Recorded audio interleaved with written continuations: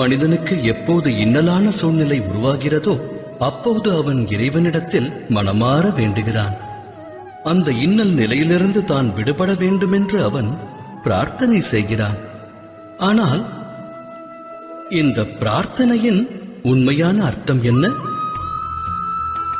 அது பற்றி எப்போதாவது சிந்தித்ததுண்டா? பிரார்த்தனையின் அர்த்தமானது தன்னுடைய அனைத்து கவலைகளையும் அனைத்து வேதனைகளையும் தன் மனதில் குடிகொண்டுள்ள பாரத்தை முழுவதுமாக இறைவன் சரணங்களில் சமர்ப்பிப்பதாகும். அதாவது ஆற்றும் செயலுக்கு என்ன பலன் கிட்டுமோ என்ற ஐயமின்றி தர்ம விதிப்படி கர்மத்தை ஆற்ற வேண்டும். இறைவன் விடுக்கும் ஆணையை நமது நியதியாக மேற்கொள்ள வேண்டும். இதுவே பிரார்த்தனையாகும்.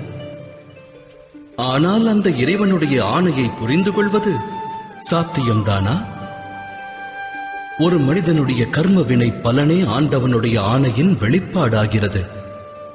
ஒருவேளை ஒருவன் கர்மங்களையே தியாகம் செய்தால் அது பிரார்த்தனையாகுமா? உண்மையில் கர்மமே வாழ்வாகிறது. பலன் மீது மோகம் கொள்ளாமல் இருப்பதே சத்திய பிரார்த்தனையாகிறது. ஒரு பிரார்த்தனை கர்மத்தில் வேதனையை அளித்து மனிதனை செயல்பட விடாமல் தடுத்தால் அது ஒரு மனிதனின் பிரார்த்தனையா, இல்லை தோல்வியா? சிந்தித்து செயலாற்றுங்கள்.